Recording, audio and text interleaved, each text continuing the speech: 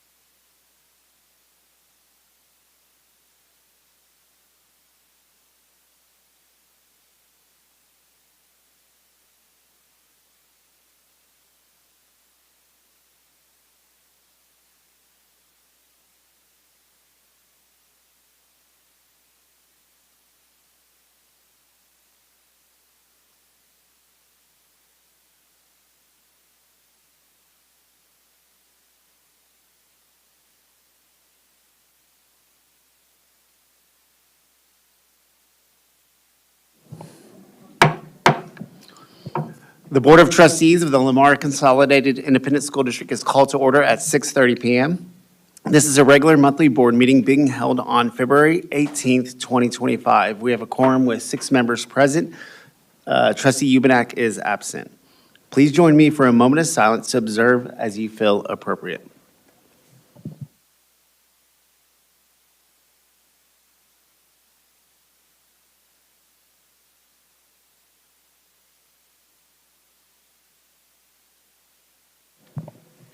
Thank you. Please stand and join me for the Pledge of Allegiance and the pledge to the Texas flag led by Stella Countryman, a sixth grader from Westendorf Middle School.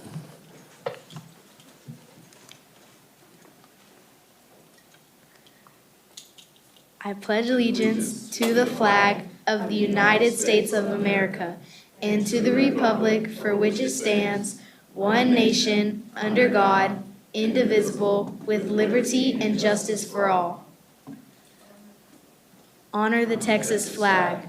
I pledge allegiance to the Texas, one state under God, one and indivisible. Thank you.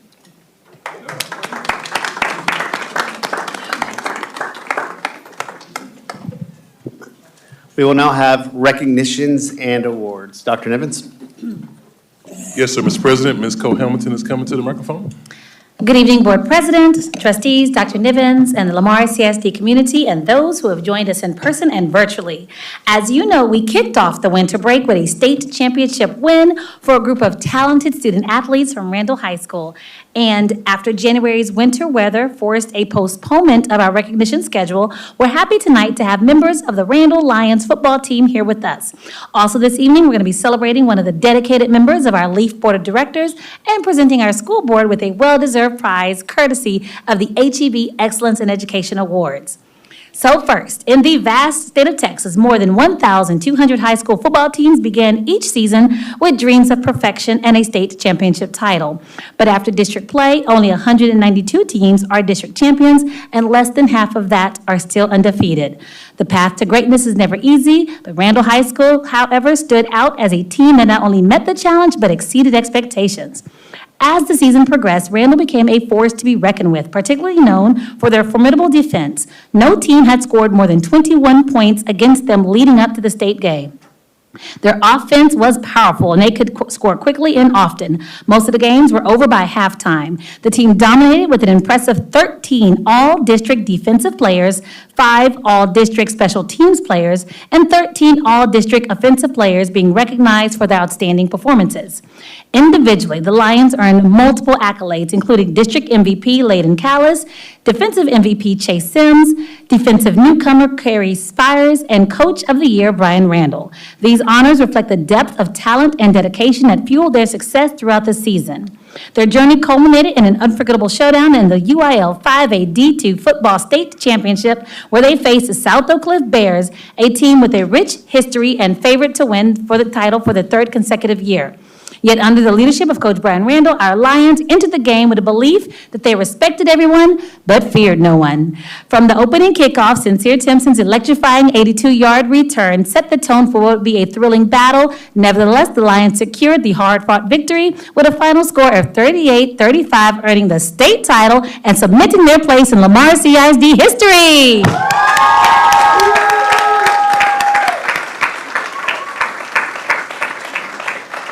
But the accomplishments of the Randall Lions extended far beyond their state title. This victory not only marks Randall High School's first state championship, but also adds to the rich legacy of the Lamar CISD athletics program, making them only the third football team from the district to claim this prestigious title. With standout performances from offensive MVP Layden Williams Callis and defensive MVP Ryan Mallory, the Lions exemplified the power of teamwork, determination, and an unwavering will to win. As we celebrate their remarkable achievement tonight, Randall High School's championship victory will be forever remembered as a testament to excellence. At this time, I'd like to welcome some team members who are joining us here in the boardroom this evening. We have number 55, Chris Taylor Sr.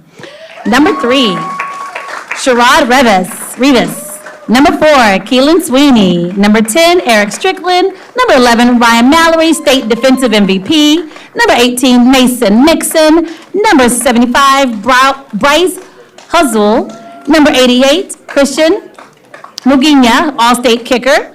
And we also want to recognize our talented coaching staff who helped make it all possible. Head coach Brian Randall, coordinators Brooke Hack, Preston Rambo, Chris White, Jalen LeVedge, Assistant coaches, Franklin German, Stephen Hill, Joey Jackson, Michael Jinks, Thomas Pickerill, Jason Bean, Mark Washington, and Pat Rosette.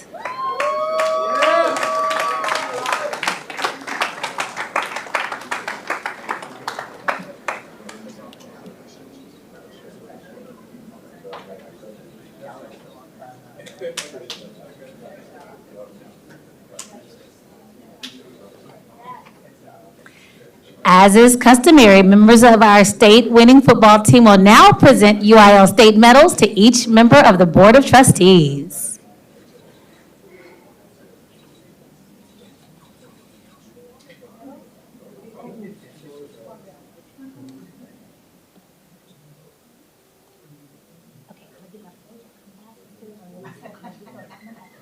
Come on this side, other side.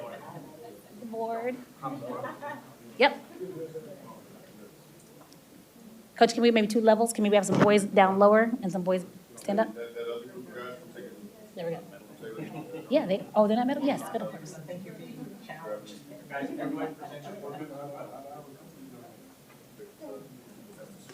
Let's go back.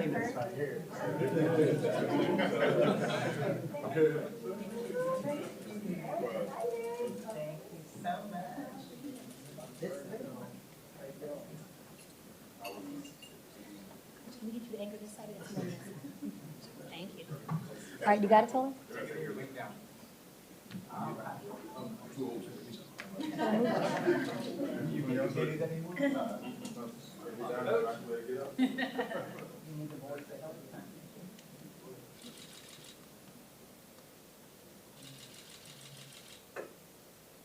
You got it?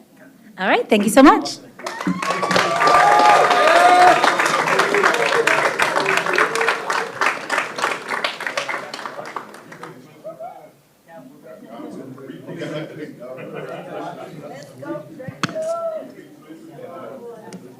Thank you, gentlemen.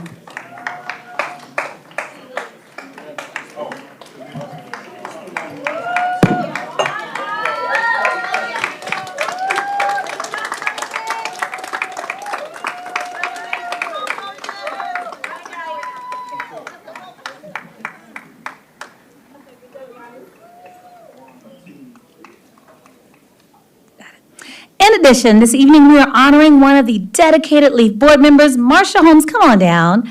As many in our audience this evening knows, the Lamar Educational Awards Foundation is a nonprofit organization dedicated to supporting the students, educators, and campuses of Lamar CISD through scholarships, grants, and a range of academic enrichment initiatives. Governed by a dedicated volunteer board of directors, LEAF works hard to enhance educational opportunities and foster academic excellence in our community. This evening, we are delighted to present Marcia Holmes as the 2025 LEAF Board Member of the Year.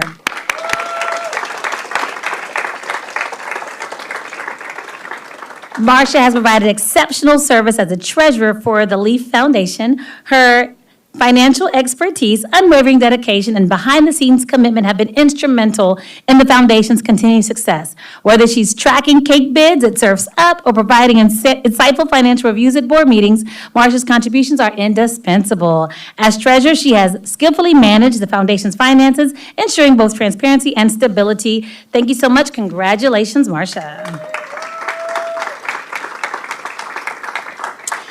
And finally, this evening, we're celebrating our very own Lamar CISD Board of Trustees and taking the opportunity to present them with the $5,000 award they've earned for the district after being named finalists in the 2025 HEB Excellence in Education Awards. This year, HEB awarded a total of $90,000 to 18 finalists, and finalists will also go on to compete for additional prizes at the statewide level in May. A panel of judges visited our district last week to speak with our trustees, administrators, staff, parents, and students. Winners of this year's award contest will be announced at the HEB Excellence in Education ceremony on Sunday, May 4th in Austin. Our Board of Trustees was only one in 5 school board finalists this year in the whole state of Texas, and we're excited to celebrate this honor with them and to present them with a ceremonial check. Congratulations, trustees. This concludes our recognitions. I'll turn it over to introductions.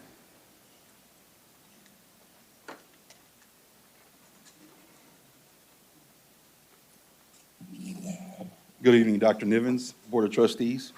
I have the honor and privilege today to introduce you to our new school safety coordinator. Recently, we had an unexpected vacancy come up, and over the course of the past month, we've been looking to also enhance our school safety here at Lamar CISD by bringing on board another school safety coordinator. I was fortunate to find that individual amongst my ranks. Rebecca Sosa is going to be the new safety and school coordinator. She's served in law enforcement for over 25 years. She's a graduate of the Wharton County Junior College. She's had multiple agency assignments with Memorial Villages Police Department, Fort Bend ISD Police Department, as well as Cypress Fairbanks ISD Police Department. She joined the Lamar CISD Police Department in early 2023, where she rose to the rank of sergeant. And she came and we spoke about her desire to want to step into school safety coordinator. And with the unexpected vacancy, this was a prime opportunity for us to take advantage of the fact that she's a very goal-oriented, detail-oriented person who takes into consideration all that comes with ensuring that our campuses are safe. I am extremely happy to have Rebecca to maintain on board. She is still holding the title of police officer, so she is still a sworn police officer in the state of Texas, as well as the Lamar CISD school safety coordinator. She's joined here tonight with her husband, who is a detective with the Sugar Land Police Department, Scott, her mother, and her daughter. Ladies and gentlemen, Rebecca Sosa.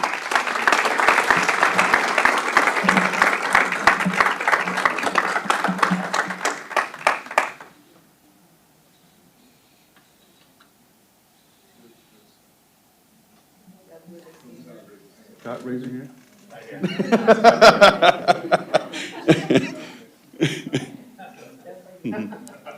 Thank you. Take a picture.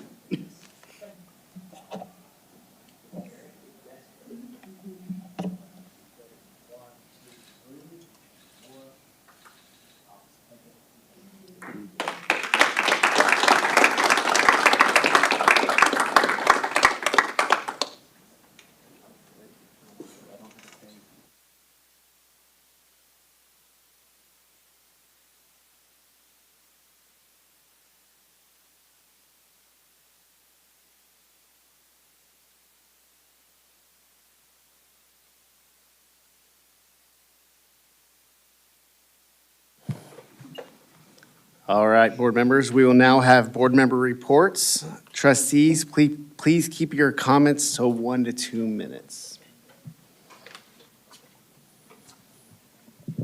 Want me to go first? Okay.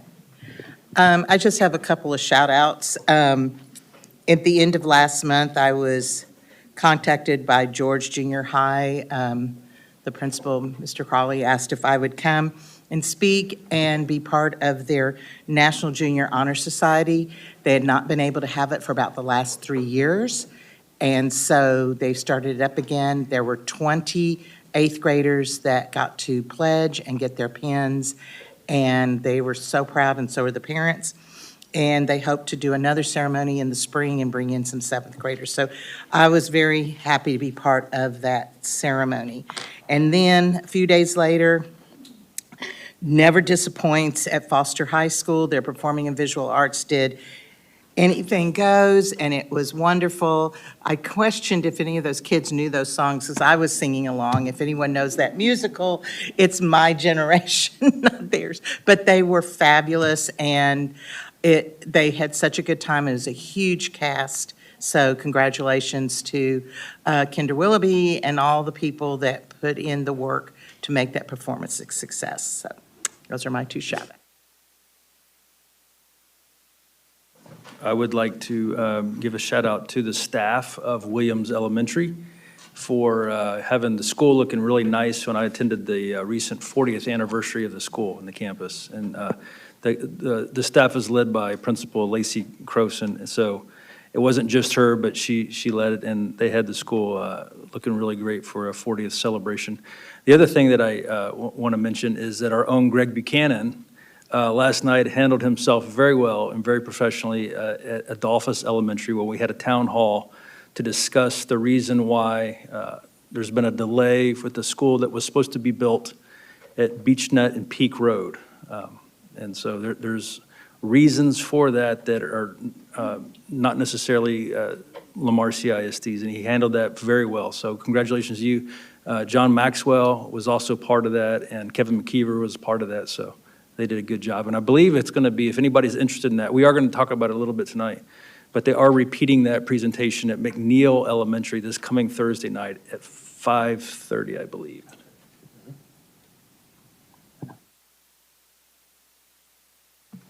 I got to go to watch our district dance teams at Wheeler Fieldhouse during their LCISD showcase a couple weeks ago, and brought my daughter and some of her friends, and we were all just very blown away by the talent as usual.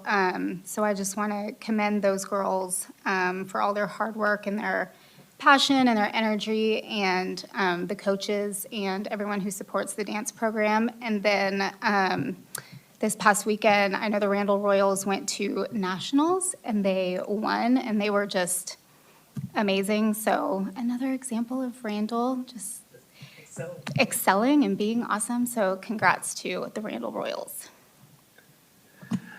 I, myself and a couple other trustees got to go experience the Volunteer of the Year luncheon that we had. And in the nonprofit world, we say a volunteer hour equates to $33.49. And many of those people that volunteered spend 40-plus hours at the school along with our teachers, and that equates to about a $70,000 employee. So we know there are so many more volunteers that help support our system, that help support our teachers and our students that are showing up every day, and I'm sure there's people volunteering right now. So massive, massive thank you to all of our volunteers and to those that were chosen as Volunteers of the Year. We really appreciate all that you have done and all that you will continue to do to support our students. So, anyone else? Yes, ma'am. Dr. Nivens and I went to Foster this last week, and we got to go into one of the classrooms. They were doing AutoCAD, and they were doing that on their computer, but they were also doing 3D printing. They were printing chess sets, so that was pretty neat. And then we also got to be there during a passing period, and I just wanted to say how impressed I was with the students. I didn't see one cell phone, one earbud, one Beats, nothing. I was really impressed. The kids were really, Dr. Nivens is like a rock star, so everybody wants to take a picture with him, but they didn't even have phones out. So anyway, I just was really impressed with just the way the school was running and the kids and their behavior and everything. So. Thank you. Dr. Nivens, is there a superintendent report? Yes, sir. In a minute, we're going to hear Brian Moore give a public hearing about our taper report that's coming out. And I just want to give a shout out to our staff and our students.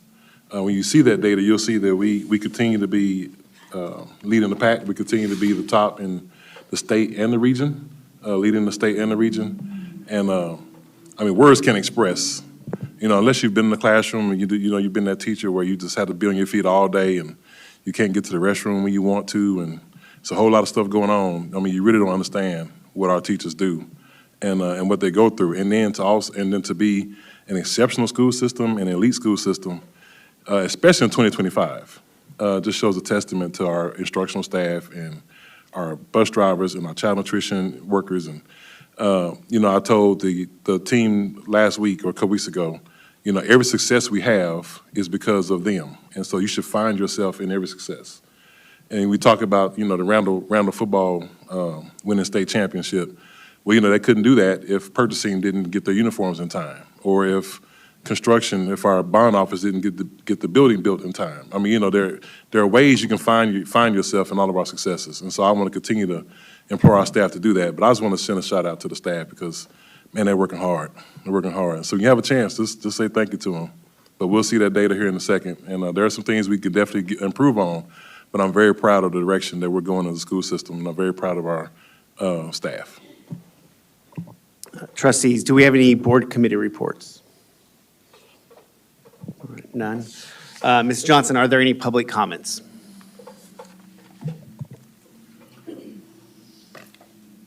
It is the desire of the Lamar CISD Board of Trustees to appropriately and effectively fulfill its governance role in accordance to best practices for quality organizations and to the applicable provisions of the Texas Education Code, Trustees also desire to afford an opportunity for input from the public. Members of the community who wish to address the board must have completed a public participation, public comment card and submitted it before the presiding officer called the meeting to order. Public participation allows individuals to address the board regarding posted agenda items. Public comment allows individuals to address the board regarding non-agenda items. Trustees may not respond to public comments as they are prohibited by law from discussing or deciding any subject that is not on the board's publicly noticed agenda. All patrons desiring to speak and who have completed the public participation, public comment form will be heard during the public comment or participation portion of the meeting before final board action is taken on an agenda topic. While speakers generally have 5 minutes to address the board, the presiding officer may establish an overall time limit for public participation and public comment and adjust the time allotted to each speaker when necessary to accommodate a large number of speakers. However, no speaker shall be given less than 1 minute. All of this is in compliance with HB 2840. Each speaker tonight will have 5 minutes. Each speaker must address the board from the provided podium unless special accommodations have been requested and approved. Speakers are to present their remarks to the board and not to the audience. Speakers having complaints against individual district employees may only address the board after filing a complaint form and in the manner provided for in board policy DGBA, employee complaints, FNG, student and parent complaints, GF, public complaints. The presiding officer or designee shall determine whether a speaker has filed a complaint according to policy. Any speakers who complain of individual district employees during public participation, public comment, may be directed by the presiding officer to refrain from naming the employee and will refer the speaker to the appropriate complaint policy.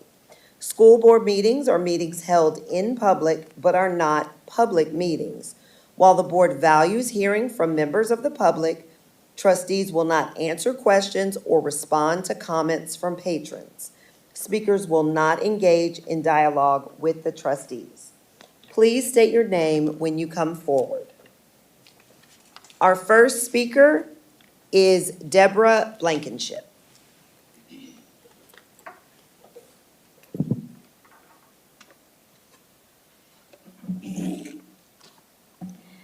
Good evening, everyone. My name is Deborah Blankenship. I work as a paraprofessional in the ECSE Pegasus classroom at Viola Randall Elementary in Fulshire. I'm here today to share a lot of information and to hopefully be able to paint a picture for you all. They say a picture paints 1,000 words, and unfortunately, there's not enough time here this evening for all of those words. So this is our picture. I'm here to express our concern regarding the current wages of special education and all the other paras within Lamar CISD. We are dedicated individuals who play a vital role in supporting students, teachers, and the overall success of our classrooms. Yet our compensation does not reflect the importance and challenges of our work. Paras, especially us working in special education, provide essential services such as individualized instruction, behavioral support, personal care assistant, and classroom management. Our work directly impacts student success, ensuring that all children, including those with disabilities, receive the education and support they deserve. Considering this, all of us struggle to make a livable wage, leading to a higher turnover rate, staffing shortages, and an increased burden on our remaining staff. A competitive and fair wage would not only recognize our value, but also help with retention, recruitment, and the overall quality of education in our district. Surrounding districts and states have taken steps to increase parapay, acknowledging their critical role in the school system. I urge Lamar CISD to follow suit by reviewing current pay scales and implementing a higher wage increase for paras. Currently, there is no cap on the number of SPED students who can be enrolled in our classrooms, which presents us with a range of more responsibilities, especially concerning safety. We are tasked with supporting students who exhibit so many diverse needs, including those who elope, climb, push, bite, hit, and exhibit other challenging behaviors towards us. And now the teachers have their daily planning plus an innovative day, which we believe is a great thing for them to have. However, they are not in the classroom at this time, which is approximately about 14 hours or so per month. So now we are the ones responsible for the entire classroom. Additionally, when a substitute is required, it is often the case that the assignment goes unfulfilled, or the individual who accepts it lacks the necessary training to effectively meet our students' needs. It has become apparent that many individuals are hesitant to take on this role. When a teacher is absent for several days, week, FMLA, we are tasked with teaching the class. A sub may pick up a day here and there, but the responsibility lies on our shoulders. Last year at Huggins, the SLC teacher quit. They moved our ECSE Pegasus teacher over to the classroom from January to the end of the school year. We were tasked with continuing to teach that class with no compensation at all. We have been reminded that it takes a unique individual to perform our duties and that our contributions are vital to the school's operation. While we are extremely passionate about our work, we feel that we are being forced to leave a job that we care so much about. My coworker from last year, she has to work 7 days a week just to make it. So again, she couldn't be here today because of that reason. In no way will I stand here and say anything about a teacher's salary because they absolutely deserve it. However, all we seem to hear about and read about is how much more we should pay our teachers, but we don't talk about our paras. This school year, we were given $60 more per month in our raise, which we appreciate. I will use myself as an example.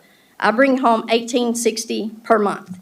I don't even carry the district's medical insurance. My hourly pay is $16.97, but I would need to be with the district for 15 years to receive the midpoint pay. Here's another fact. The lowest one-bedroom efficiency apartment rents for $1,000 a month, and it's located in a place where we probably wouldn't want our own families to even live, and we can't even afford that. So, and that doesn't include utilities, not to mention us saving for any kind of retirement. Investing in our paraprofessionals and as an investment in our students. Our theme for this year is the urgency of now. When it comes to our current pay, this theme speaks for itself. I appreciate your attention to this matter, and we look forward to your response on how Lamar CISD plans to address this urgent need. Thank you for your time and attention.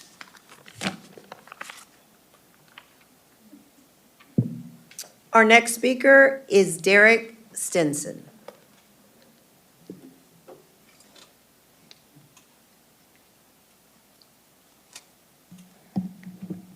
Good evening, everyone. May I pass these out to you all?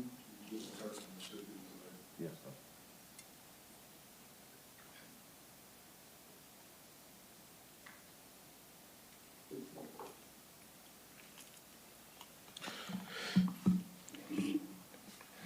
First and foremost, I would like to thank you all for having me here today and allowing me to speak on behalf of the Kickstart Kids program. My name is Derek Stinson.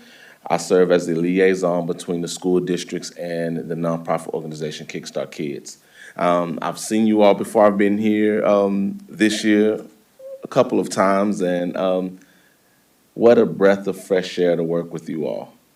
We really appreciate the support, and congratulations on the football team winning state. In the same spirit of my high school football coach, I'm here just because I want to keep my legs moving. You know, never let grass grow under your feet, as he would say, and, you know, on to the next yard. So the packet I would like for you guys to look at is just simply one that offers what we actually provide with what the school district is paying for. I know it's a special time of year. It's always the time of year for budget, but I know we're actually approaching that time, and so I figured it would be a good idea to be a little bit proactive. On the first couple of sheets, it tells you what we provide and what are you actually getting, because everyone wants to know what are they getting for the bang for their buck, correct? The next item is a quote from one of the schools in HISD and how we bill everyone. And the last item I want to bring you guys' attention to is our character traits and personal skills. The TA requires for every school district to have a positive character traits and personal skills, provide that on the school district level. Well, with Kickstart Kids, because of our character development program, we actually meet those requirements, and the TEKS are on the last page of the packet. And so basically, we would just like for you all to kind of look at it, and I know you guys are going to have conversations and things of that nature. My card is in the packet as well if there are any questions. Again, it's been a pleasure working with you all, working with Mr. Gabbard and Lamar CISD at ISD. Thank you. Oh, That is all. Thank you. Excuse me. At this time, we will open the public hearing on the 2023-2024 Texas Academic Performance Report at 7:02 p.m. Good evening, Mr. President, honored members of the board, Dr. Nivens, and members of the public present. This is our review of the academic performance report for the 23-24 school year. This report, formerly known as the Academics Excellence Indicator System, has been published since the 90-91 school year. It provides performance and demographic information on each school and district in the state of Texas, as well as extensive data on student performance and student and staff demographics. The report itself is accessible from the Texas Education Agency website or from the Lamar CISD website under Departments, Research, Assessment, and Accountability, Performance Reports, and Legal Postings. It can be requested from campus offices or from the LCISD Research, Assessment, and Accountability Office. Just a reminder about annual ratings.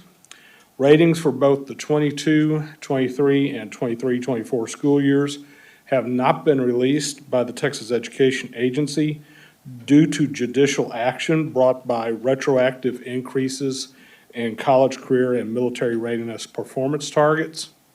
However, as we received data in August of '24, we would have received an 84 or a B rating. Areas that we'll be reviewing this evening include STAR performance, an overview of demographics and enrollment, serious disciplinary incidents, graduation rates, CCMR indicators, and college enrollment and performance. Student performance, just as a reminder to the board, our students, when they take the STAR test, are graded at 4 different possible performance levels. Master's grade level, which is the highest, students that score there are expected to succeed in the next grade level or course with little or no academic intervention. Meets grade level, students have a high likelihood of success in the next grade or course, but still may need some short-term targeted intervention. Approaches grade level, students are likely to succeed in the next grade level with targeted academic intervention. This is also the minimum passing standard for the STAR test. And then what's not published is did not meet grade level. These are students that failed the STAR and are unlikely to succeed in the next grade level or course. It's not reported directly by TEA, but would be calculated as the percentage of students not passing the test at approaches or higher. Looking at our performances last year for the reading and language arts area, we were at least 5 points ahead of both the state and the region in all grade levels for approaches. And then when we look at approaches, meets, and masters, we were at least 6 points or greater ahead in overall performance. For math, we were 4 points or ahead in all areas except for grade 7. Grade 7, we were just slightly below the average for the state due to an alignment issue that's really a statewide alignment issue. When we look at math at performance levels, we stayed 4 or more points ahead at approaches, meets, and masters in mathematics. Moving on to science, at the lower grade level, at 5th grade, we were at least 11 points higher than the region and state. And then at biology, which is at high school, we were 3 points higher than the region and state.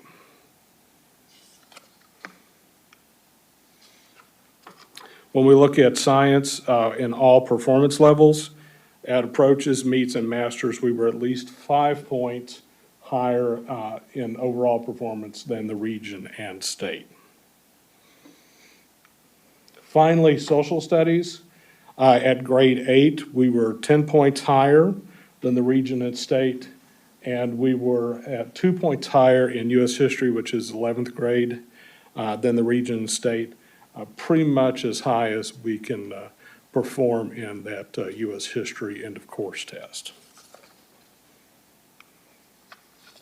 When we look at approaches, meets, and masters, we're at least 6 points higher at each one of those performance levels than the state and the region. Moving forward to demographics and discipline. As we all well know, we are a hyper-growth district. One second, Mr. Moore. Yes, Did sir. anybody have any questions about the instructional side first? We'll do it that way it'll be easy. Okay. I Go do. ahead. When you talked about the math, the 7th grade Yes. issue, you said it was an alignment issue. What does that mean? At 7th grade, and this occurs, let me back up to that slide real quick. This occurs statewide. Districts are incentivized for students to take algebra by 8th grade. So a large amount of our students take the 8th grade test in 7th grade instead of the actual 7th grade grade level test to prepare for taking that algebra test. So some of the stuff they hadn't actually learned? Is that what you would say? What it is that we have a group that needs more intervention, and it's something we've been working on to improve. I have a similar question for grade 7, because obviously we're great at every other age level or grade level, and then 7 dips, but it's not like it makes a downward trend, right? Right. So we go right back up. So when you say alignment, are you meaning the curriculum and maybe the test are not aligned? The Ms. TEKS Cottongate, Ms. Cottongate can give more information Okay. on that. Yes, 7th grade is very difficult, and so there's an alignment issue there between the test and the curriculum, and that's what, we're trying to work out, and it's part of our planning process, to go in and really study that and learn it so that we can hopefully alleviate that alignment issue. Right, so how specifically are we supporting, like, the 7th grade math teachers? Do we feel like that's gonna happen this year again, statewide, obviously, but? We hope not, and we have the math cadre with the 7th grade math teachers that's been ongoing. And then also our planning process supports that, because in the planning process, you study the TEKS, but you also go in and you look at the way that it's been tested, so that we can hopefully mesh that alignment that way as well. Okay. So you're saying, when we look at the 8th grade math scores, That's the algebra? Those are the students that are on track to take Algebra 1 at 8th grade. So the 8th grade test results contain a high number of students. Of 7th They're graders? 7th graders. That's what I was asking. So the 7th graders that are high track math are not actually coming under the bubble of 7th grade? Correct, They're in the 8th grade scores? correct. Okay. So then the children that, or students that need more intervention are your 7th graders that are not in algebra? Yes, ma'am. Okay, that makes sense. And so for the community's sake and teachers and everyone watching this, we're seeing that this, again, just to reiterate, this is a statewide trend, that we're not saying that our Lamar Consolidated ISD math teachers are deficient in this. We're saying that across the board, the entire state of Texas, what they're saying we need to teach, correct, is not what is being tested. Correct? Okay, perfect. I just want to make that clear for everyone watching that this is across the whole entire state. So that's a trend. So how does that resolve itself with the state? I mean, do they see that the TEKS don't align with what they tested? I mean, is this something that's? They'll go in and do curriculum alignment, and they'll do test rewrites and those things periodically, so that should work itself out. Okay. Trustees, any more questions regarding this part? Okay. Could we move forward to the demographic slide, please? Okay. As I was discussing earlier, we all know that we are very much a hyper-growth district. In the 5-year period between 2019, 2020, and 2023, 24, we grew by 9,353 students, which is a 21.1% increase in that time period. We remain a very ethnically and racially diverse district with growth in African American and Asian populations, and only slight changes with Hispanic and white populations. Our biggest area of growth as far as programs is with bilingual ESL. In this time period, we added 4,200 additional first-time English speakers, or English as a second language speaker. That increased our program 6.5%.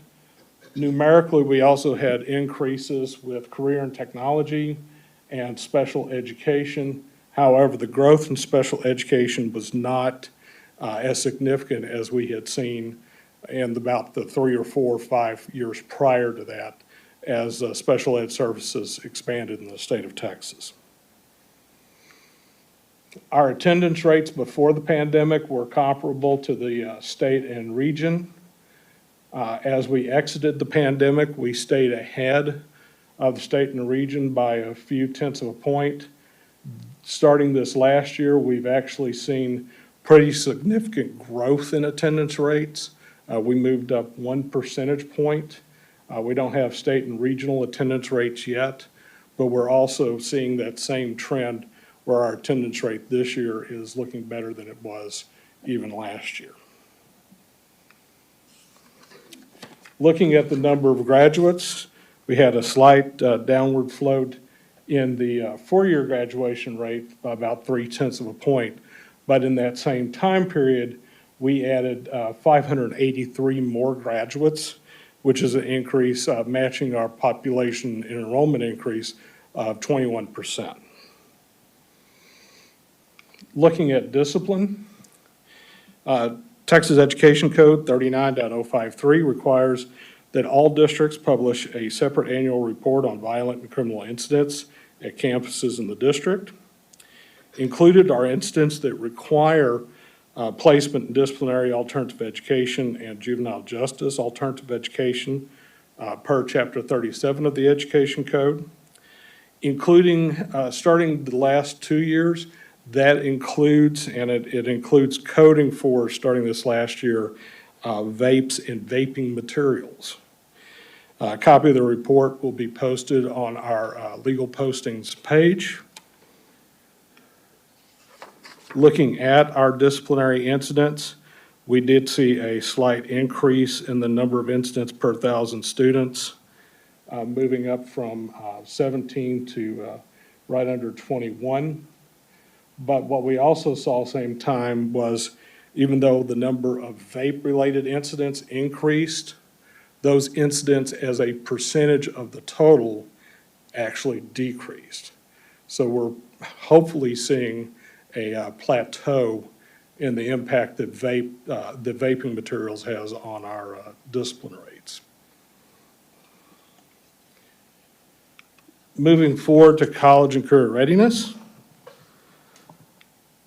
Both our 4- and 5-year graduation rates remained ahead of the state and region, especially with the region, much better than what we see with our the average of our other surrounding districts.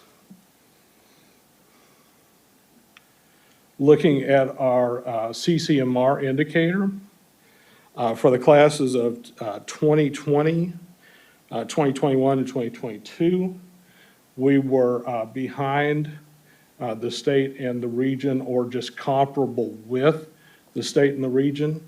But starting with the class of 23, and now what we're predicting for the class of 24, our CCMR indicator rates have expanded rapidly. And so we're seeing really good results with the class of 24 having 90% of the students projected to have met one or more CCMR indicators. Looking at those indicators for the class of 2023, industry-based certifications, a little bit better than 1 out of 4 of our students has an industry-based certification that's slightly lower than the state and regional average. But when you look at the amount of students participating in dual credit or on-ramps, which is a college credit course through UT, or the amount of students that meet AP criteria, which is a 3 or higher on the advanced placement test from College Board, or the amount of students that meet college readiness criteria by taking the ACT, SAT, or TSIA test. In all 3 of those indicators, we're ahead of both the state and the region, and with dual credit and TSI, we're significantly ahead of the state and the region. Looking at students that are enrolled the fall after graduation, when we look at before the pandemic, we had about 59% of our students that went to college somewhere here in Texas, with 70% going to both in and out-of-state colleges. That has dropped when we look at students going both in and out-of-state, is now down to about 60.5%. But our students staying in Texas has remained relatively consistent from the class of 20 through the class of 22. That downward drop that we see in all colleges, though, is reflective of a national trend, because the last few years we have seen less students going into college immediately after high school than what we saw prior to the pandemic. Although I'm legally required to mention it, the amount of students without developmental coursework once they get into college, that data has not been published by the Higher Ed Coordinating Board since 2019. Looking at the top 10 institutions chosen by the class of 2023, the first, number 1, was Wharton County Junior College, followed by Houston Community College, Lone Star College District, University of Houston, Texas State San Marcos, Texas A&M. Tied are Blinn at Bryan and TSTC Fort Bend, followed by Sam Houston State, University of Texas San Antonio, and the University of Texas at Austin.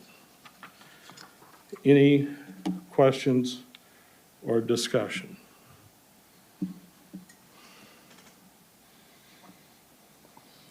All right, trustees, any more discussion? Yeah, can you go back to the slide that has the graduation rates for the 24, I think it's, 4 and 5 year, like it mentioned 4 and 5 year graduation 4 rates. and 5 year rates, Yeah. yes. So when you say class of 2022, what, 95% of the students who are set to graduate in 5 years graduated in 5 years? Is that what it means? Graduated in 5 years, yes. As compared to 94.1% of them graduated within 4 years. And then lastly, what is the TSI test? The TSI test is a college readiness test that's created with the College Board and the Texas Higher Ed Coordinating Board. And for a student that doesn't meet the requirements by taking the SAT or ACT, they can also take the TSIA. In many states, it's called AccuPlacer.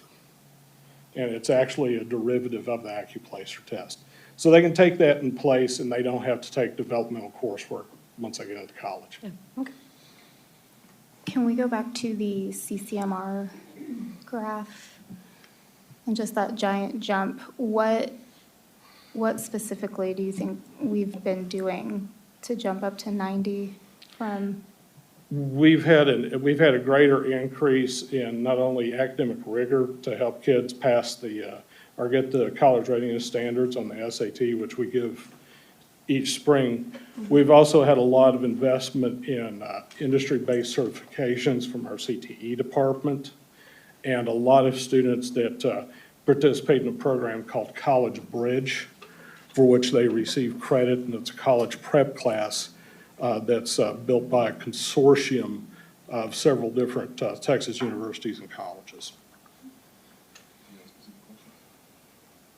I don't think so. Well, I do know, so with our accountability ratings going forward, CCMR is weighted much differently, right? Yes. Than it used to be. So this will help us, I'm sure, a lot. Yeah, and I'll say, Ms. Baines and I we work as a pair, very hard with CCMR, and so we've worked really hard with our campuses also, making sure that we have 6 weeks meetings with them and that they understand the different indicators and how students can earn them, and helping them set goals and making sure that they're tracking those goals and staying up with the progress of that as well. And also making certain that CCMR is not just a senior level topic, that we are starting that discussion as early as 9th grade. And then our work with high school administration and their campus instructional leadership team is about active progress monitoring and planning intentionally for CCMR achievement for all students grade 9 through 12. So that hopefully by the time a student is a junior in Lamar CISD, that they are CCMR satisfied. So that their senior year, they're actually really focusing on all the intricacies of college entrance and or career development. So. Because do they have to be on the same endorsement all 4 years in order to get their IBC? In order to get their IBC for this graduating class, no. They have to be considered what's called a concentrator. Okay. And then earn an IBC. For next year, to earn the indicator though for CTE, you have to complete, yes, all 4 years as well as earn an industry-based certification, yes. Is that a state thing or is that a LCISD thing? So that is a state. So to earn the indicator specific to CTE, that is the state requirement. So, because I know we get a lot of questions about, for example, my son chose culinary in his freshman year and now he's about to be a senior next year and he's like, do I really want to do culinary? So that's a state thing just for the community's sake that they're saying if they're choosing that, they're going to get that certification. To earn the indicator through CCMR, yes. Okay. And then we are graded based off of the CCMR indicators. Correct. And can you speak to the, like she mentioned, like the previous years, if we're looking at 21, where it's 57.6, and we always talk about what the state of the moving goalposts, and back then, did we know, probably not, if CCMR was a thing. So now that we do know that the state is, can you speak to that? Yes. Just for the public's sake. Yes. Well, let me add to that first, because in 21 is when I came, and that was one of the directions that the board gave me, was to make sure that we increased our CCMR ratings. Hence, Dr. Lazar and of course, Ms. Baines coming in the picture. And so Ms. Bain said it earlier, she said that one word, she said intentionality. And so it was really just a conversation of how we're gonna be intentional at the campus level to make sure that our students earn those credits, basically. And making sure we have those conversations, but also we're giving students opportunities. Because as we talked about earlier, with our, of course with CTE, you know, we had a large influx at the freshman, sophomore level, and then it dipped or dropped at the junior, senior level. And so what are we gonna do? What's our plan to increase the intentionality to make sure students can finish all 4 or 5 years of that? And so I'll leave it at that. And that consists of the 4 things that were on that slide that included, is that correct? So as those far as- make up, but those are not all in totality. There are actually 11 different ways a student can earn CCMR. Okay. But so like if a student is in AP classes and they take the AP exam and they get those college credits, then they're meeting an indicator? Absolutely. Ah, okay. Just clarify something. These are the areas that are reported. Oh, I'm sorry, go ahead. I was telling them thank you. Okay. You got it, go ahead. Okay. But just for clarification, the areas that I showed on the screen are the areas that are reported on the TAPER report and that we have to discuss in public hearing. All right, this is the time, thank you, sir. This is the time in the public hearing where the public has an opportunity to comment. If you are interested in commenting on the 2023-2024 Texas Academic Performance Report, please come and stand by Ms. Johnson. Each speaker will give in 3 minutes for comments. Please state your name before you begin. All right, hearing none, we will close the public hearing at 7:27 PM. Thank you. Thank you, sir. All right, trustees, at this time, we will take action on the consent agenda. Are there any items that the board would like to pull?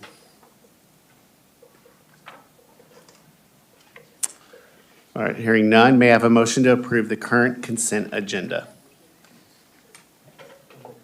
All right, Secretary Welch makes the motion. Do I have a second? Trustee Box makes the second. Any discussion? Hearing none, we will now call for the vote. All in favor of approving the current consent agenda, say aye. Aye. Any opposed? None opposed. The motion carries. All right, we will now have reports and presentations on the future action items. Dr. Nivens. All right, board, we have, Mr. Buchanan at the podium. There he is. Good evening, Board Trustees and Dr. Nevins. Tonight we bring forth a discussion about junior high school number 8 on the schematic design. Junior high school number 8 is located on 359, about 3 miles north of downtown Fulshear on the county line. It will be adjacent to High School 8 and on the east side of FM 359. This is the first floor plan of the junior high school. It's very similar to what was approved for the high school number 8. The only major difference is the fine arts and the athletics is swapped on this site. The reason being is the junior high school fine arts is adjacent to the high school fine arts, so they're on the same sides of both buildings. This is a second floor. It's pretty much a mirror of the first floor when it comes to the academic wing and the classrooms. We can have any questions or discussions. And can you remind us how many students this will seat comfortably, the building? The one for junior high school number 8 will be 1,550. Thank you. What size is Layman? Lehman is 1,225.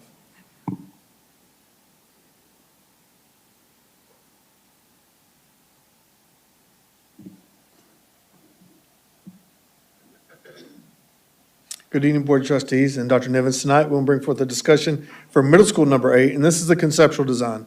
So the schematic design is an actual floor plan. A conceptual design is laid out more adjacencies of where those areas will be. Again, middle school number 8 is located about 3 miles north of downtown Fulshear on FM 359, but it will sit on the west side of FM 359. This laid out is very similar to the high school. If you'll notice, the athletics and the fine arts are switched from where it is at the junior high school. Other than that, it's pretty similar to all 3 layouts for all 3 campuses. It was important to the committee to kind of keep those layouts so students, as they progress through our campuses, would have familiarity. Are there any questions or discussion? So it's across the street from the junior high and high school? Yes, ma'am. It's on the west side of FM 359. The high school, junior high are on the east side, and then Elementary. there's a middle school and then an elementary on the other side. On the west side? Yes, Okay. ma'am. Because of the times that they started in order to, It was more the land layout, but also because the way that the development is laid out is the neighborhood school. The neighborhood abuts up adjacent to both the elementary and the middle school, so we figured more walkers for elementary and middle school would be over there versus the junior high or high school. Can you remind the public how many seats will be in this school comfortably? This will be 725. And do you have in your head offhand what Robert's seats, right? 650. Okay, thank you.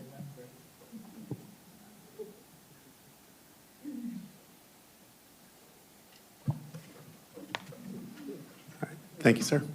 Thank you. All right, you stay. Yes. Yes, sir. The next one is Mr. Buchanan. So we're going to talk about the design development for elementary school number 37. And so Mr. Buchanan will have multiple options in here. And so what I'd like the board to hear is these options. And if the board's willing to make a decision tonight, you can, but we can also table this for next month if you want more information. So, Mr. Buchanan. Good evening, Board of Trustees and Dr. Nivens. Now bringing forth a discussion and possible action about the design development for elementary school 37. Elementary School 37 was originally designed and placed for Peak and Beech Nut. It's a neighborhood adjacent to Long Meadow Farms, northeast of FM 99. The Lamar CISD started negotiation for this land in 2018. We purchased the land in November of 21. Conthexis had detention. As you see the blue arrows, that is drainage as it goes around the school. We've been working because there is, at this corner, a Dow chemical pipeline and an Atmos pipeline. Both those pipelines we have to deal with because if you'll notice by the blue arrows, all of the water drains, has to go down and then goes east on Beech Nut. So it does not go to 99 and it does not, we can't go any other way. That's the natural drainage of the site. So a lot of people have asked the question, why did we build some other place? When you look at it, this is the parcel layout. This is Mason Road. So if you'll notice, there's a school, elementary school directly there. That is in Fort Bend ISD. So our district line sits adjacent as you come to here and over. So when you look at this section, which is northeast of 99, the only large parcels that you will find are detention ponds. So we can't remove a detention pond because Fort Bend County Drainage Department requires those to be there for those neighborhoods. What we have been doing as we've been working through everything is we've already completed the design layout of both the roads, utilities, and the drainage for this elementary school. Right now, it will face east, will be the front of the elementary school. We will extend roads out of Long Meadow Farms neighborhood and then tie it into Beech Nut. The Board of Trustees has already approved the design development for the elementary school that sits at the Peak and Beech Nut site. What we have been able to do is since October of 2024, Conthexis has sold that piece of property to Taylor Morrison. They're a developer that now has plans for this area, has spent quite a bit of dollars to purchase this. This is their preliminary layout. They still have to work through some things with Fort Bend County and with some utilities to lay out this, but this is their draft plan. You can tell that the detention, as it goes across, there's a detention canal that comes out here, and then their detention will go across. Currently, based on their schedule and everything's moving in progress, that detention will be completed in February of 2026. With that completion, we cannot start any of our roads or anything to do with our site until the detention and drainage is in place. With that being said, we won't be able to start construction on this site until March of 2026, putting this site opening in the fall of 27.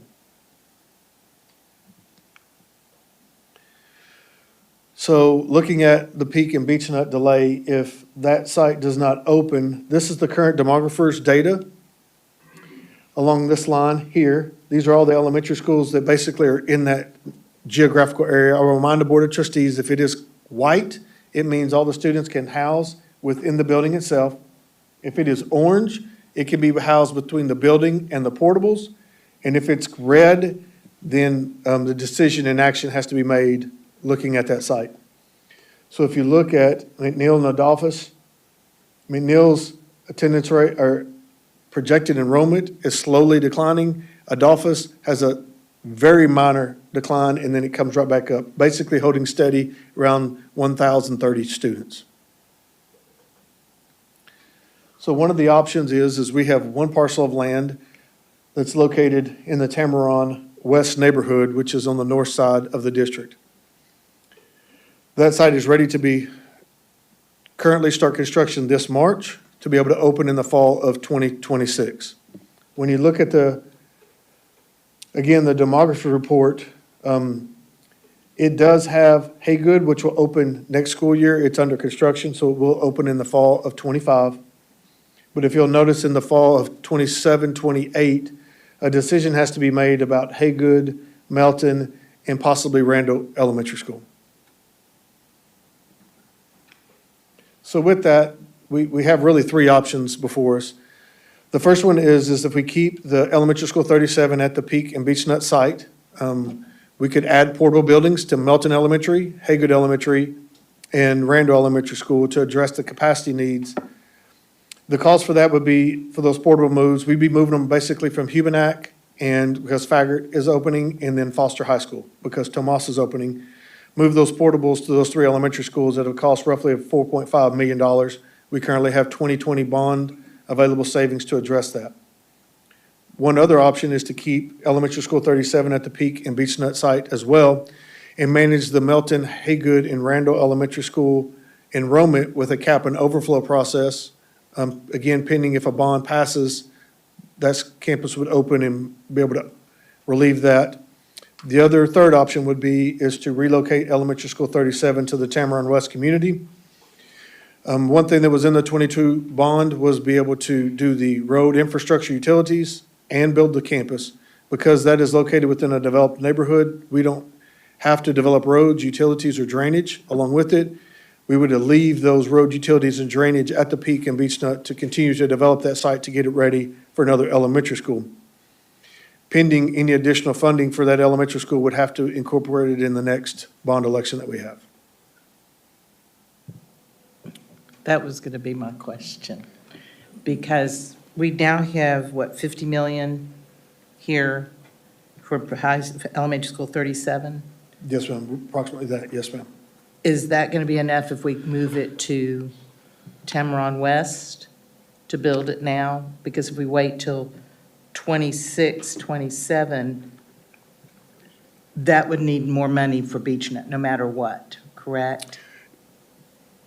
It's kind of hard to have a crystal ball, but yes, ma'am, if it doesn't fit within that budget, there are available savings that we could add to that if we needed to, if it got delayed a year, if it came short. Right now, the last elementary school we had bid was roughly $37.1 million for construction cost only.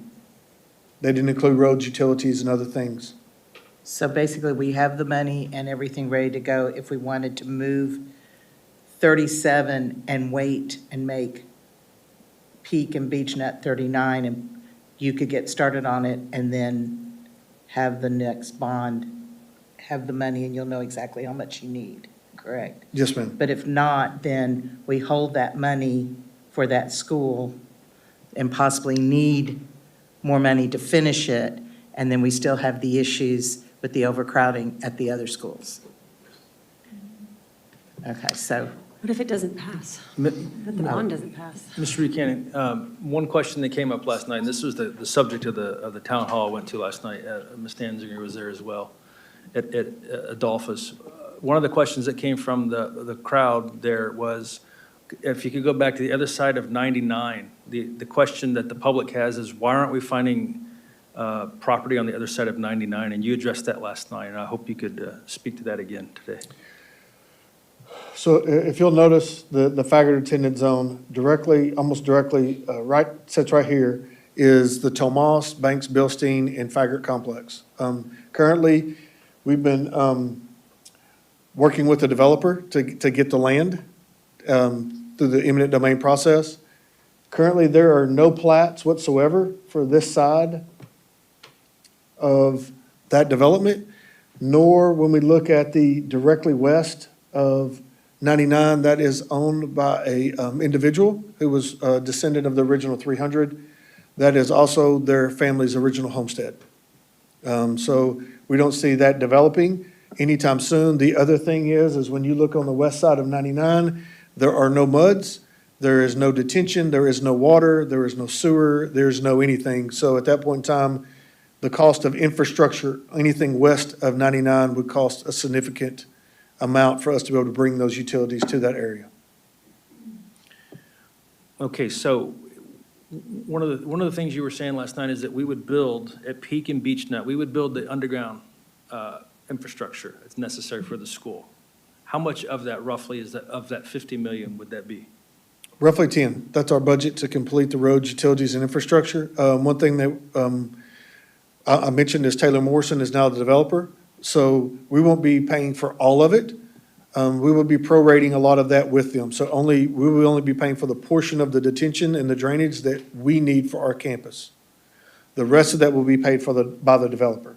So it does provide us some cost savings as well as when the developers come along and be able to install that drainage and infrastructure as a partner.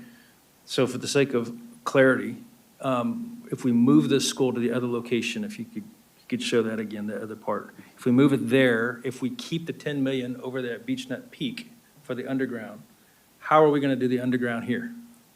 This sits within the Tamaron West neighborhood. One of the things that we've been working very diligent with is as we build our land bank, is when we purchased that land, we made sure that our impact fees, our roads, our utilities are all drainage is included in the purchase of our piece of property. So that piece of property that we've already purchased up there, we've already paid for the roads, our portions of the utilities and the drainage for it. So the only thing that we have is a flat site to be able to build on. So if we use the 40 million over here and not at Beach Nut Peak right now, and we take the risk of putting another building, another 40 million roughly, because we don't know what inflation will be by that time, in the next bond, and that bond fails, the argument could be made, well, what if we do hold that money, it's not enough, the bond fails and we can't complete the building, and while that's happening at the same time, we don't have money to build a school over here because the bond failed. So we're going to have two different areas. Yes, sir. Are you following me? Yes, sir. Is that accurate? That is correct, sir. In the logic and the rationality of that? Yes, So sir. we would have two areas potentially, depending on the inflation and construction cost, that we could not build schools. And we need schools in both areas. So as a board, while this was promised, and that was one of the things that the public said last night, and you're probably going to catch some heat tomorrow night or Thursday night, this school's been promised to us. This school's been promised to us. It was 35, now it's 37. Y'all are going to bump it again. It's going to be elementary number 39. It's going to be elementary number 41 eventually. Well, at the same time, we're needing schools over here, and we have the money. We can't build there.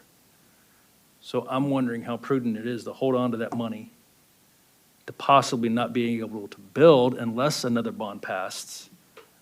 While that's taking place, we miss the construction opportunity here because of the current cost of everything. Well, and if they did build in Tamaron West, when would that school be ready? It would open in the fall 26, Okay. along with elementary school 38, which is located in Brookwater. But but I would like to say is, to be full transparent, what was mentioned last night is that's the Peak and Beach Nut School was included in the 2017 bond and didn't make, it was elementary 33, which became Melton. It was supposed to be elementary 35 in the 22 bond, and it became Faggot because of the development issues with the site. Now it's been promised as 37, and depending on what decision is made tonight, it could be bumped to elementary school 39. And again, we didn't just sell that land off because that's the only place, if we're going to build a school, that we could build it. Yes, ma'am, we would have an option if we wanted to go back, but if we did that, we would have to find a section of that neighborhood in eminent domain, private people's homes. Right. That would be the only other option to be able to do. But now that Taylor Morrison is involved, they're very much wanting to support us to get this school built, correct? Yes, ma'am. Taylor Morrison's Vice President of Land Development was there at the meeting last night at office. He will be at the meeting on Thursday night. One thing that he said is they have investment bankers, they have investors that are built into this, and they have a timeline that they have to meet the return on investment. So the drainage will have to go in. If not, they'll be losing significant amount of money. So that's why we feel very confident in the February of '26 for it to be drainage be complete, because that's when they have to start delivering lots to developers to be able to start making their money. How many homes or families or students do we know? There's 567 homes currently within their layout, so you're thinking roughly 230 students, 240 students, and that would be pre-K through 12th grade. So it would be roughly 130 to 140 elementary age students would be part of that development. And they will move in what year? Right now, they're looking at having lots developed in the summer of '26. Because they can't move any dirt. Nobody can move any dirt around here until all the drainage is put in. Drainage has to go in first. Because if not, we'll end up flooding sections of Long Meadow Farms, and then we'll be responsible for the damage. Is there a reason why they're not doing the drainage? Like, I don't know, now? Well, Maybe. the pipeline, Has to be lowered. the pipelines. But the pipeline is not moving, is it? It has to be Oh, lowered. it's being lowered, okay. So we're looking at February 26th for estimated drainage completion, which we'll probably be looking at March, April-ish, like that. Or we could have a school open fall of '26. Yes, sir. I feel very confident in the February 26th number after working with Taylor Morrison. They think it'll be ahead of that, but that's their worst-case scenario within their schedule. So, yes, sir, it would either move it and open it in '26, or we delay it and it opens in '27. So steel will go vertical pretty quick, March We'll 26th? start, once we get into the site, since it's pretty a flat site, we'll start doing the minimum dirt work we have and start drilling piers. Okay. Or we can open a school fall of '26 in Tamaron West. Yes, sir. Fall, 27? Fall 26. The road work and all of that work once in February of '26, correct? Yes, ma'am. So when we say utilities, let me get back. So we're not looking at the parking lot. So this is all on-site. So you're looking at the road that runs north and south and the road that runs east and west, along with the utilities, and pay for our portion of the detention drainage. That's what we'd be able to keep at the current site. Well, and that road itself, I've driven out there, it's not even really complete, is it? I mean, the beach nut, it's The It's a county mess. has plans to continue to extend Beach Nut, but they're still waiting on some designs and some road. which So is we're all right waiting away. on the same thing to get, Yes, ma'am. and I know Ms. Bronzell and Joe and I, we've all been on the board working on this piece of property for years, and it's just been one obstacle after another, but like you said, there's just no other place to help that area than that piece of property. So it's a property we need to see come to completion in the next 2 years if we can get everybody on board. How crowded do we anticipate Adolphus to get without the school? So It's not. this is based off our Q3 numbers that Mr. Templeton came and delivered to the board. Okay. Right now, they're roughly just over 1,000. You notice it kind of dips just a little, 20, 30 students, and then it comes back up. Not saying that we wouldn't be able to get those students out of portables, but it would stay roughly at their current attendance and their current level of enrollment would stay steady over at least the next 6 years. In the worst-case scenario, if we're not ready and those homes start getting kids, we'd have to see where they go, either to McNeil or Adolphus or yeah, we would figure out where they could fit most comfortably until the school opens.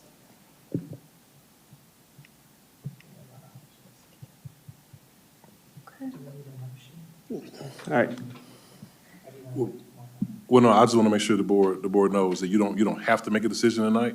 If you want us to do some more research, and maybe outline a plan for 1 and 2 and what that looks like, you know, where the kids would go in portable buildings, we can do that too. I want you to make sure you make the decision, that you feel most comfortable making. And so, if you want to table this and we can do it next month, we can do that next month. Well, since we're having another meeting, town hall meeting Thursday night, should we take into account some of the information we get from that meeting? I'd hate to make a decision and It's then. the same. or- It'll be the same meeting as they talked about Monday night. Okay, so, Same information. but I And mean, so it's no, gonna- I it's mean, the gonna- information from the people, from the feedback that we get. Do we need some more of that feedback, or would it be better going there with what we've decided? I like your idea, Kay. I do. Because somebody might come to that meeting who has a miracle idea. Or it would give us time as a board to receive new ideas by emails or somebody coming to the next month's meeting. If it's not an urgent thing that we need to do here in February of 2025, I think we should table it till next month. Well, if we were to approve it tonight, would y'all be starting that school in the next few weeks? If you approve it tonight, we're still waiting on the construction for, about Tamaron West. I just want to make sure I'm clear. Tamaron West currently bid today, so the board will be looking at those contracts if that's what the board chooses to go to at the March meeting. So we do have wiggle room, is what I'm asking. Yes, ma'am. Okay. Also, if we chose option 3, we would still have to do option 1 or 2 as well, correct? Yes, we still have to have school there, but, you know, as I, you know, I know this is in the 2020 bond. And so when I got here, I know there were a lot of conversations about the school was promised. And then I saw the pipelines on there and I was like, that's gonna be a little tough to do. And so just for everybody's clear understanding, the pipelines are the issue with the drainage. And we can't do anything until there's drainage.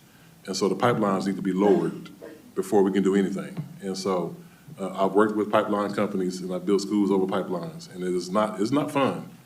They have a lot of requirements, a lot of stipulations before you can move forward. And so we're gaining some progress in that, but also a decision has to be made, you know, at the March meeting, because either way we have to have a school ready for students to come, for students to be ready.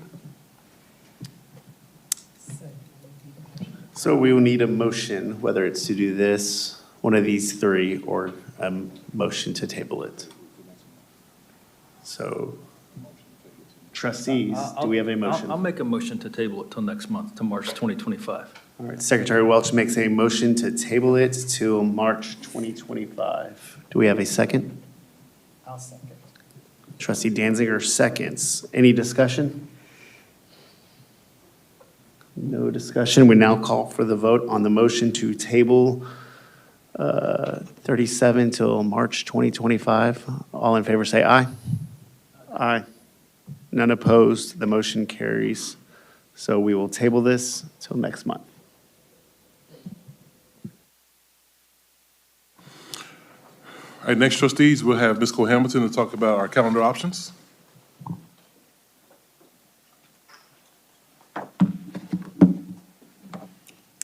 Good evening, Board President, members of the board, and Dr. Nivens. This evening, we bring forth to you a item for discussion and potential approval of the calendar options for the 25-26 and 26-27 school years.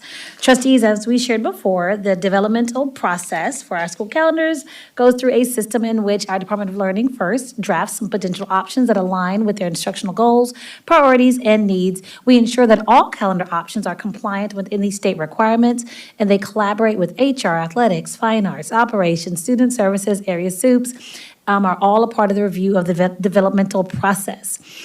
We also run the options through the district-wide Student Improvement Council. Principals get input, assistant principals get input, and central office leaders provide feedback. Through all those rounds of feedback, we take their notes into consideration and we apply any potential refinements. And then finally, we put the calendar options out to our community survey. This year, the survey was November 15th through December 18th. 47,473 emails were delivered, and we received slightly over 12,000 responses. 95% of our survey takers took it in English, with 5% taking it in Spanish, and we presented 2 options for each school year. The survey went to parents and staff via direct email, which means that everyone has a unique link, and that discourages people submitting multiple submissions. And so we presented 2 options for the 25-26 school year and 2 options for the 26-27 school year. After reviewing the survey response, majority preferred option 1 for the 25-26 school year, coming in at about 79%, with 21% preferring option 2. Some reasons why survey respondents indicated they preferred option 1 were they really liked the Thanksgiving break was a whole week long.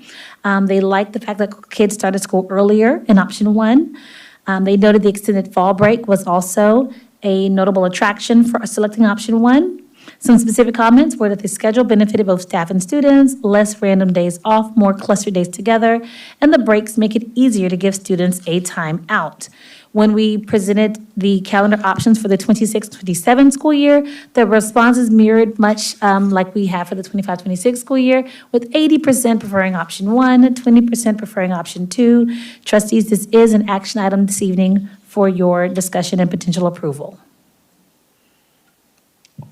Trustees, thank you, Ms. Clemenson. Trustees, are there any questions or discussion on the calendar? All right, may I have a motion for the Board of Trustees to select and approve one of the calendar options for 2025, 2026 school year, and calendar option, whatever the motion is, for the 26-27 school year?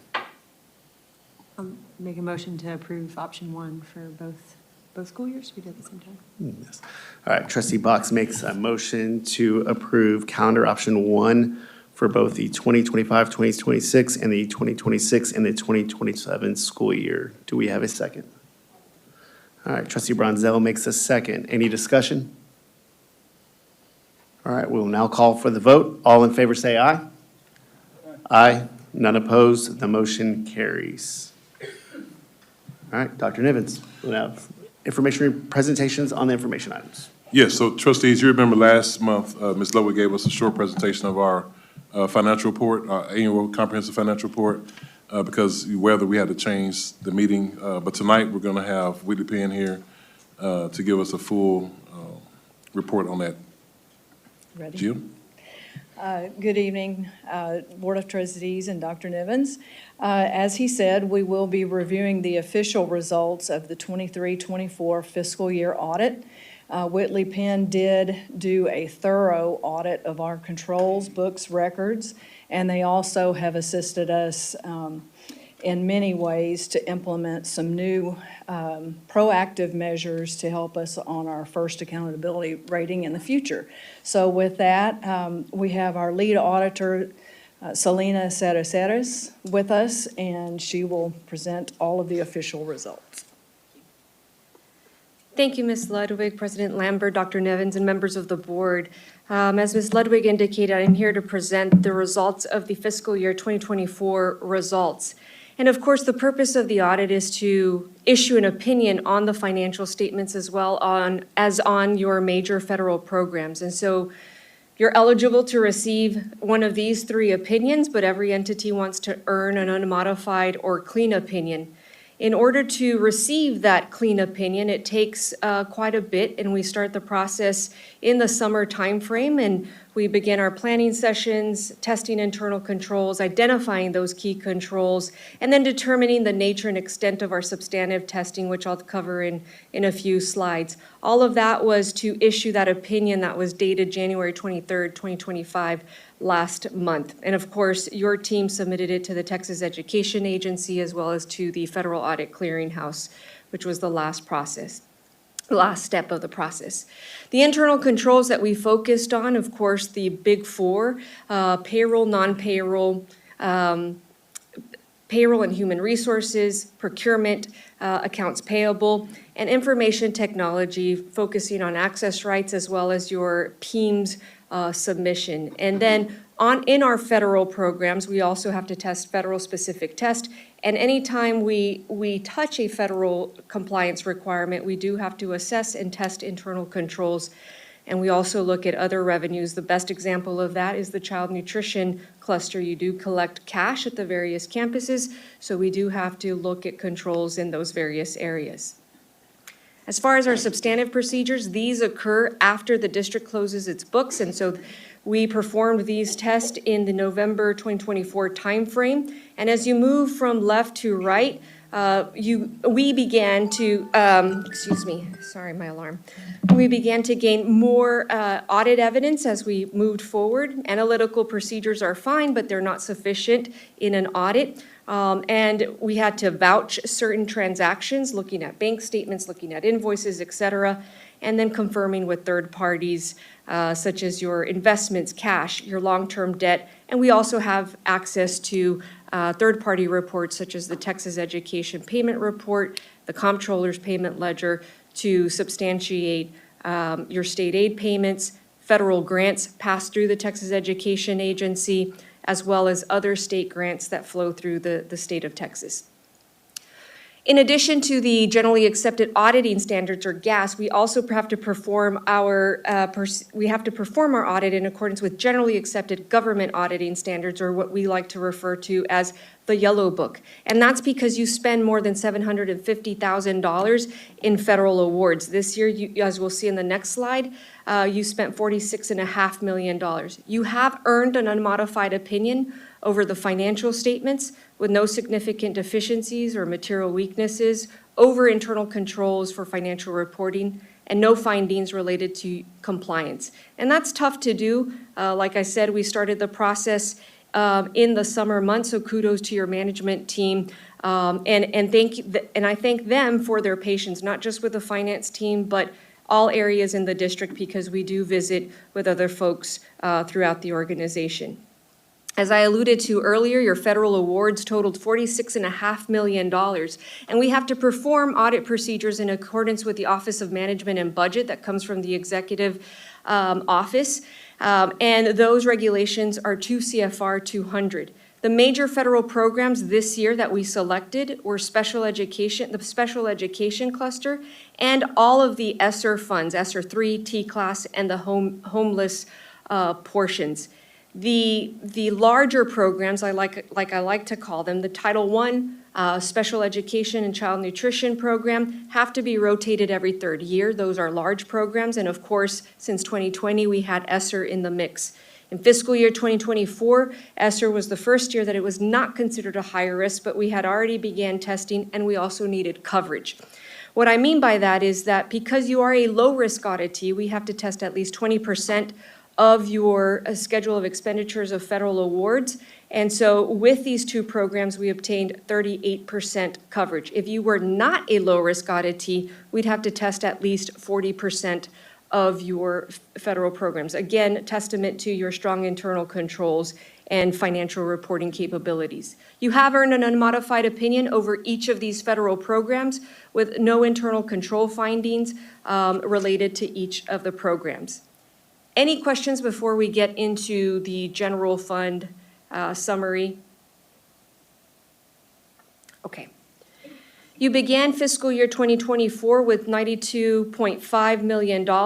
Revenues generated totaled $443 million, and in a few slides, we'll see the makeup of those revenues. Actual expenditures were $438 million. Your total change in fund balance before other financing resources were $5 million. That equates to 1.1% of total expenditures. Other financing resources is just accounting jargon to where you have to recognize the offsetting mechanism when you enter into subscription-based information technology arrangements, or SBITAs, as well as leases. That totaled $2.8 million, but the important note, the reason we have to highlight it is because it is not a cash event. However, it does contribute to fund balance because it is offsetting any expenditures when you entered into that agreement. The total ending fund balance as of 8/31/2024 was $100.46 million. On this slide, on the left side, you see the various components of fund balance. Non-spendable fund balance, as the name indicates, means that this amount cannot be converted to cash, and it's made up of prepaid and inventory asset items on your balance sheet. Your committed fund balance, it was as a result of board resolution, and then you have $5.5 million as well assigned, set aside for other purposes within, for the next fiscal years to come. Unassigned fund balance totaled $91.6 million. And what this slide does on the right side is it combines the assigned and unassigned fund balance because the Texas Education Agency looks at these two metrics in comparison to your expenditures. TEA looks at a minimum, which is 30 days, and a recommended level at 75 days. And what I mean by that is looking at your fund balance in comparison to expenditures. If all revenues were to cease, how long would that fund balance last? We know that that's not going to happen, but it's a good measure looking at that. So the danger zone, or 30 days, would be if fund balance were to reach a level of $36 million and your expenditures would continue at $438 million. The recommended fund balance, if you continue to spend at a $438 million level, would be $90 million. You've reached 81 days, or 22%, meeting the requirements of the Texas Education Agency. So that first rating is safe going into the 2025 first rating. The general fund revenue is made up of two actually, main components. You have your property taxes at $173.7 million. You'll see that that decreased significantly from the prior year, and that's due to the compression of your tax rates. But if you look at state aid, that increased significantly as well, and that's due to the state aid formula. It's always that inverse relationship between property taxes and state aid. The other revenues included in that $33.8 million is made up of two major components. You have about $6.8 million in interest income. It's about $1 million more than last year as the markets have been improving and interest rates have been more favorable for governments and corporations alike.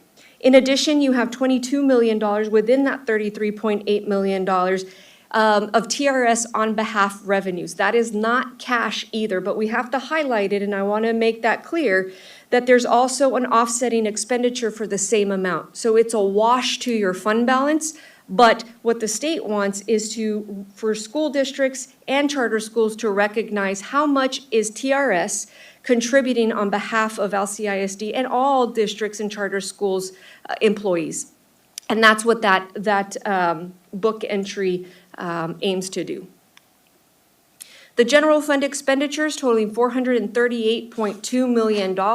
You'll see that the bulk of those expenditures are in instruction and related services at 62.4%. What I did too for Dr. Nevins and management team is I looked at the districts, your peer districts within Region 4. The 2023 data is available for me to look at everything, and you rank the second best out of all of those Region 4 districts. Meaning if we look at your if we look at your general administrative slice of the pie, the purple piece here, the 2.4% last year, it was 2.3%, a slight increase, but you still rank second, right behind, I believe, Clear Creek ISD. The instructional portion is also the second highest, and it's 1/100% in second place. So that's an awesome job. Typically, what we see state average is 3%, so you're well below that state average. And in some cases throughout the Houston Metroplex, we'll see 4% in general admin. So again, very low, and kudos to managing your general administrative cost. Here you'll see the increase from prior year to current year just in the general fund. You'll see a 38.9% increase, with the majority of that, $30.8 million in payroll cost increasing. And the majority of your payroll cost and instruction, you had an increase of $16 million, and the majority of that was in payroll cost as well. So again, about 81% of that increase is in your payroll costs. Your assigned and unassigned fund balance is also trending positively. You'll see here that as your expenditures are increasing year after year, that fund balance is maintained at the appropriate level. And TEA continues to assess your assigned and unassigned fund balance in comparison to your expenditures for first rating purposes, as well as other regulatory agencies and rating agencies as you go out to sell bonds. The final slide for you tonight is looking at your government-wide financial statements. This aggregates not only the general fund, but also your capital projects fund, debt service fund, and your special revenue funds. But it also adds your capital assets, your long-lived assets, as well as your long-term liabilities.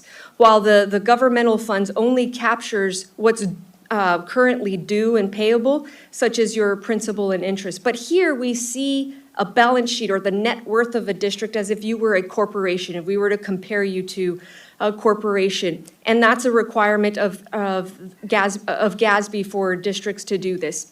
So your total assets and deferred outflows totaled $3.6 billion, with the bulk of that being cash and investments of $1.8 billion.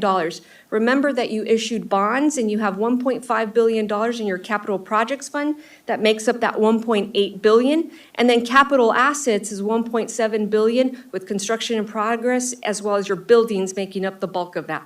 When we move to your liabilities and deferred inflows, those totaled about $3.8 billion, with bonds at $3.4 billion. And then you have two liabilities, the net pension and net OPEB liabilities at $148 and $58 million. You have two notes or two asterisks here by each of them. These do not represent cash liabilities. It's not like accounts payable or a debt payment that you have to make. This is your proportionate share of the liability that sits at the state level with TRS, the Teacher Retirement System of Texas.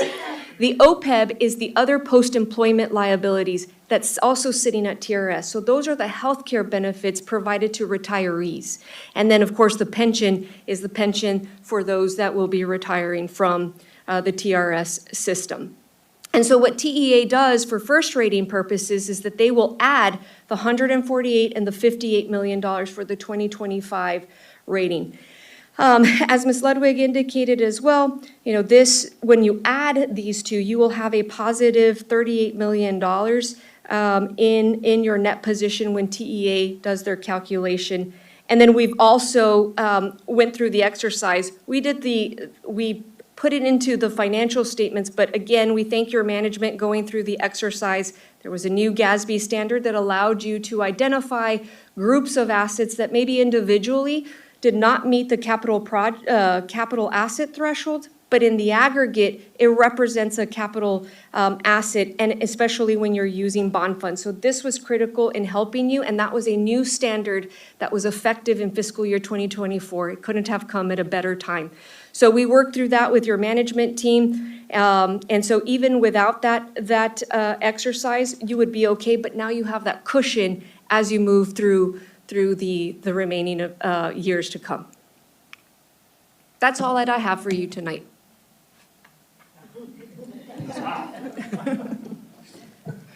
Incredibly thorough, as always. Thank you. Trustees, any discussions, questions? All right. Let's see, we did that. Yeah, thank you to to Whitley Penn for doing that, but also our finance team and Ms. Ludwig under her leadership and all of her team that does that. It's extremely, we're blessed as a district to have y'all and be able to be on top of things the way y'all are, so.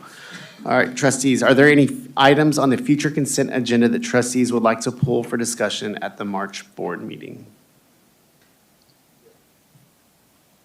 Yeah, item number 14E. 14E. That's discussion of RFP 12-20225TB, artificial intelligence-based detection systems. Anything else?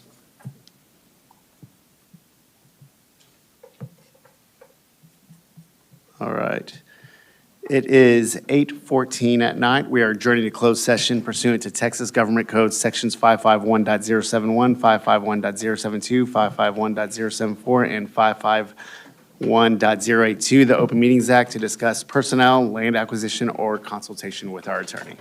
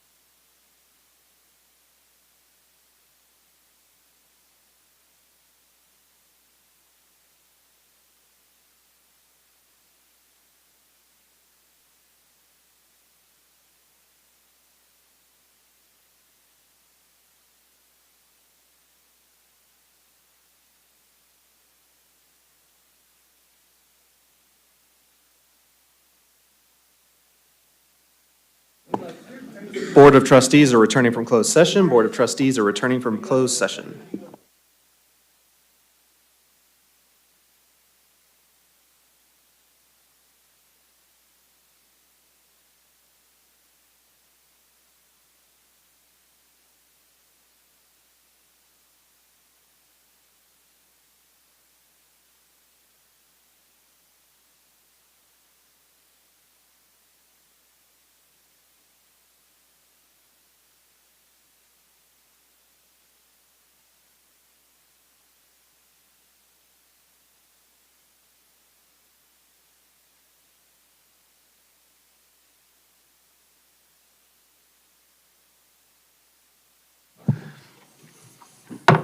We are now back in open session. It is 9:13 PM. We have a quorum. Are there any motions to be made?